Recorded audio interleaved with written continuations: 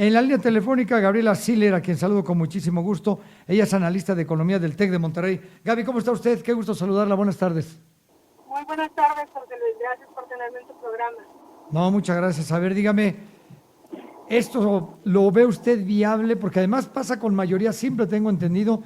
Nos quieren Sí, quitar o le quieren quitar las afores a los que llegan a los 70 años. ¿Sí es viable?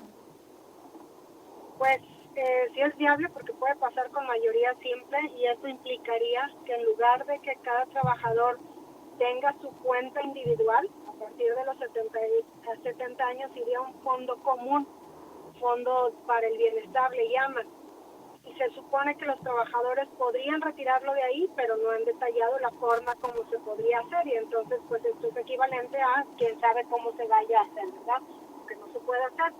El problema con este fondo común es que se va a parecer a lo que operaba hasta antes de 1997, en donde finalmente las pensiones se terminaban pagando bajo un esquema de pirámide o Ponzi, es decir, con lo que iba llegando, con el dinero fresco, se pagaban las pensiones anteriores.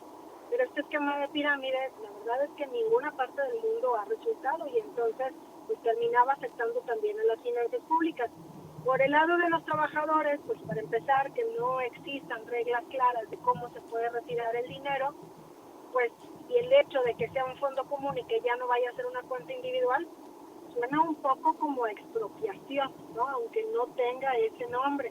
Y por otra Sí. parte también, pues existe el riesgo de que esos recursos quieran ser utilizados en proyectos del gobierno. Aunque la iniciativa dice que no serán para equilibrar el presupuesto del gobierno, no dice que no se puedan utilizar en inversiones que el gobierno decida realizar.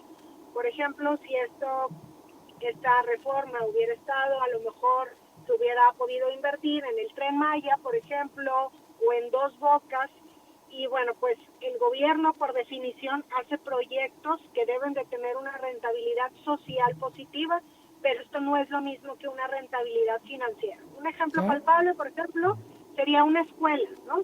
Pues el gobierno no está esperando recibir una utilidad al poner una escuela ni un hospital, pero sí está esperando una rentabilidad, algo que le deje a la sociedad.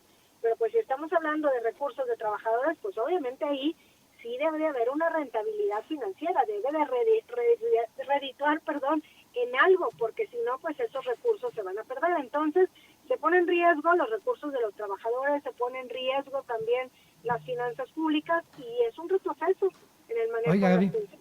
dígame una cosa.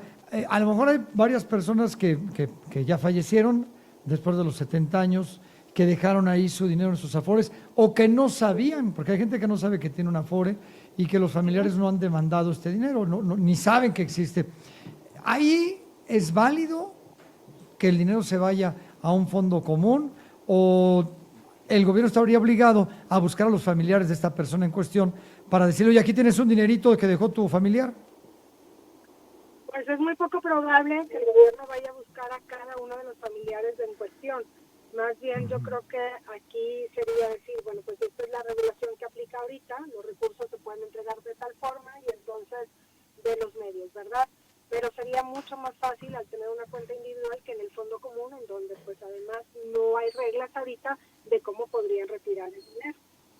¿Qué podemos hacer? No hay nada que hacer ahorita, ¿verdad? Mientras llega este dictamen o esta iniciativa a votación, porque al pasar con mayoría simple, ni siquiera llegaría al tribunal o podría el tribunal apelar a esto. No, inclusive también pasaron la ley de amparo hoy y esta que dice que cuando hay algo que va que en contra de los intereses de un interés social, pues no se puede amparar la gente.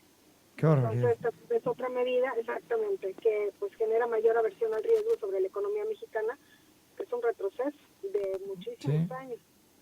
Sí, y lo quieren aprobar en fast track, ¿eh? O sea, además, Así es. casi casi que lo pasaron en lo oscurito cuando todo el mundo estaba de vacaciones, es cuando salió este tema, en fin. Oiga, Gaby, no sabe cuánto le agradezco que me tome la llamada, le mando un fuerte abrazo. Al contrario, muchas gracias a usted, José Luis. Buenas tardes. Muy buenas tardes, Gaby Siller, analista de economía del TEC de Monterrey. Así que bueno.